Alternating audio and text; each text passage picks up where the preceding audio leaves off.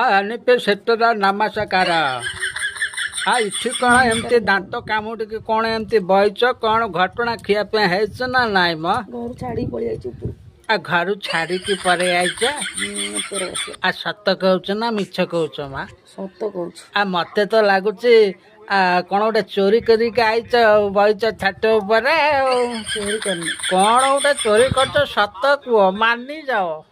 କିଛି ଚୋରି କରିନି। ଛାତ ଘରୁ ତଳେ ଭଲ ଲାଗୁନି ଉପରକୁ ପଳେଇ ଆସିଛି। ମୁଁ କ'ଣ ଶୁଣିଲି ତମେ ଚିକେନ ମାଛ ତରକାରୀ ହେଲେ କିଏ ଖାଇନାହାନ୍ତି କି ବି ଖାଆନ୍ତୁ, ତମେ କ'ଣ ନୁଚେଇ ନୁଚେଇ ଆଣି ଗାବୁ ଗାବୁ କିରି କ'ଣ ଖାଇଯାଉଛ? ଆମେ ଶୁଣିବାକୁ ପାଇଲୁ।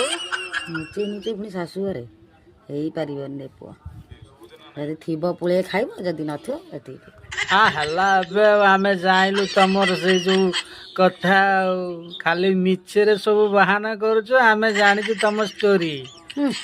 ସେଦିନ ପରଦିନ ଚିକେନ ରୋଷେଇ ହେଇଥିଲା ଭାଇ, ହାଡ଼ ଗୁଡ଼ା କ'ଣ ଝରକା ଫାଙ୍କରେ ସେଠି କ'ଣ ପଡ଼ିଥିଲା? କିଏ ସେକୁ ଖାଇଥିଲା ନୁଚେଇକି?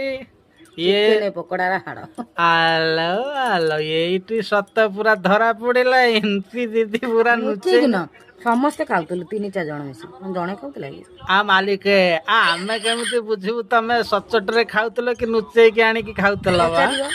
ପଚାରିବ, ଜଣା ପଡ଼ିବ। ପଚାରିଲେ ଜଣା ପଡ଼ିଲେ ଯଦି ଧରା ପଡ଼ିଲେ କ'ଣ ଦବ? ଧରା ପଡ଼ିବ। ମୁଁ ଯାଇଥିଲି ହାଟକୁ ନା। ଆଜିଠୁ ତମ ନାଇଁ ଏନପି ସିଷ୍ଟର ନୁହେଁ, ବଜାରକୁ ମୁଁ ଯାଇଥିଲି। ଚିକେନ ଚୋରଣୀ ଦିଦି ଡାକିବୁ। ଓ ଚିକେନ ଚୋରଣୀ ଦିଦି ନମସ୍କାର।